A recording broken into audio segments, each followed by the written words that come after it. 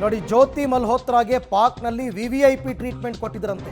2023ರಲ್ಲಿ ಈಕೆ ಹೋಗಿದ್ದಾಗ ಜ್ಯೋತಿ ಮಲ್ಹೋತ್ರಾ ಕಾರ್ಗೆ ಎಸ್ಕಾರ್ಟ್ ವ್ಯವಸ್ಥೆಯನ್ನು ಮಾಡಿಕೊಟ್ಟಿದ್ರು. ಪಾಕ್ನಲ್ಲಿ ಜ್ಯೋತಿ ಮಲ್ಹೋತ್ರಾಗೆ ಐಷಾರಾಮಿ ವ್ಯವಸ್ಥೆ ಆಗಿತ್ತು ಅಂತ ಗೊತ್ತಾಗಿದೆ.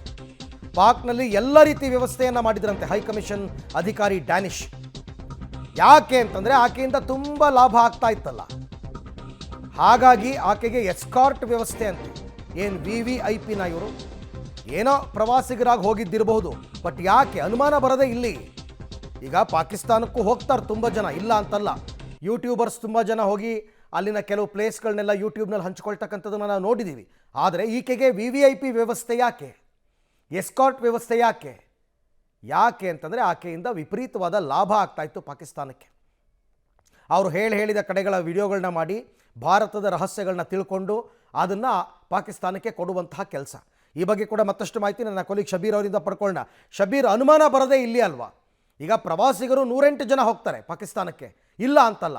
ಆದರೆ ಈಕೆಗೆ ಅಲ್ಲಿ VVIP ಫೆಸಿಲಿಟಿ ಕೊಡೋದು, ಎಸ್ಕಾರ್ಟ್ ಕೊಡೋದು, ಇಲ್ಲಿ ಅನುಮಾನ ಹೆಚ್ಚಾಗುತ್ತೆ ಅಂತ. ಅರವಿಂದ್, ನೋಡಿ, ಡೆಲ್ಲಿಯಲ್ಲೇ ಈಕೆಯ ಮೇಲಿನ ಅನುಮಾನಗಳು ದಟ್ಟವಾಗಲಿಕ್ಕೆ ಹಲವು ಕಾರಣಗಳಿದಾವೆ. ಒಂದು ನೋಡಿ, ಪಾಕಿಸ್ತಾನ ಹೈಕಮಿಷನ್ ಅಲ್ಲಿ ಮಾಡುವಂಥ ಪ್ರತಿಯೊಂದು ಕಾರ್ಯಕ್ರಮಕ್ಕೂ ಕೂಡ ಜ್ಯೋತಿ ಮಲ್ಹೋತ್ರಾನ ವಿಶೇಷ ಆಹ್ವಾನಿತ ವ್ಯಕ್ತಿಯಾಗಿ ಪ್ರತಿ ಬಾರಿಯೂ ಕೂಡ ಇನ್ವೈಟ್ ಮಾಡ್ತಾರೆ. ಆಕೆ ಅಲ್ಲಿ ಹೋಗಿ ಆ ಕಾರ್ಯಕ್ರಮದಲ್ಲಿ ಭಾಗಿಯಾಗೋದ್ರ ಜೊತೆಗೆ ಆ ವಿಡಿಯೋಗಳನ್ನು ಕೂಡ ಬ್ಲಾಗ್ ಮೂಲಕ ಜನರಿಗೆ ತೋರಿಸುವಂಥ ಕೆಲಸವನ್ನು ಕೂಡ ಮಾಡ್ತಾಳೆ. ನೋಡಿ, ಯಾವುದಾದ್ರೂ ಒಂದು ಹೈಕಮಿಷನ್ ಯಾವುದೇ ಒಬ್ಬ ವ್ಯಕ್ತಿಗೆ 1 ಅಥವಾ 2 ಸಲ ವಿಶೇಷ ಆಹ್ವಾನಿತ ವ್ಯಕ್ತಿಯಾಗಿ ಆಹ್ವಾನ ಮಾಡುವಂಥದ್ದನ್ನ ಗಮನಿಸ್ತಿದ್ವಿ. ಆದ್ರೆ ಇಲ್ಲಿ ನಿರಂತರವಾಗಿ ಪ್ರತಿ ಕಾರ್ಯಕ್ರಮಕ್ಕೂ ಕೂಡ ಇವರನ್ನ ಆಹ್ವಾನಿಸ್ತಾರೆ. ಅಂದ್ರೆ ಹೈಕಮಿಷನ್ ಮತ್ತೆ ಇವರ ನಡುವಿನ ಬಾಂಧವ್ಯ ಎಂಥದ್ದು ಅನ್ನುವಂಥದ್ದು ಮೊದಲ ಅನುಮಾನಕ್ಕೆ ಕಾರಣ ಆಗುವಂತಹ ಘಟನೆ ಆಗಿರುವಂಥದ್ದು. ಎರಡನೇದ್ದು, ಈಕೆ ಪಾಕಿಸ್ತಾನಕ್ಕೆ ಪದೇ ಟೂರ್ಗಳು ಹೋಗಿದ್ದಾಳೆ. ಈವರೆಗೂ 2 ರಿಂದ 3 ಬಾರಿ ಆಕೆ ಟೂರ್ ಹೋಗಿದ್ಲು ಅನ್ನುವಂಥದ್ದು ಕೂಡ ಗೊತ್ತಾಗ್ತಾ ಇರುವಂಥದ್ದು. ಮತ್ತೆ ಈಕೆ ಹೋದಂತ ಸಂದರ್ಭದಲ್ಲಿ ವಿಶೇಷ ಎಸ್ಕಾರ್ಟ್ ಅನ್ನ ಕೊಟ್ಟು ಆಕೆ ಯಾವ ಪ್ರದೇಶಗಳಿಗೆ ಭೇಟಿಯನ್ನ ಕೊಡ್ತೀನಿ ಅಂತಾಳೆ ಆ ಪ್ರದೇಶಗಳಿಗೆ ಕರ್ಕೊಂಡು ಹೋಗಿ ಆಕಿನ ಜವಾಬ್ದಾರಿತದಿಂದ ಕರ್ಕೊಂಡು ಬರುವಂತ ಕೆಲಸಗಳಾಗಿರುವಂಥದ್ದು. ಮತ್ತೆ ಆಕೆಗೆ ಎಲ್ಲ ರೀತಿಯಾದಂಥ VVIP ಸವಲತ್ತುಗಳನ್ನು ಕೊಟ್ಟು ಉಳಿಲಿಕ್ಕೆ ಬೇಕಾದಂಥ ವ್ಯವಸ್ಥೆಗಳನ್ನು ಮಾಡಿ ಎಲ್ಲಾ ಖರ್ಚು ವೆಚ್ಚಗಳನ್ನು ಕೂಡ ಪಾಕಿಸ್ತಾನ ಹೈಕಮಿಷನ್ ಇಂದಲೇ ನೋಡ್ಕೊಂಡಿರುವಂಥದ್ದು.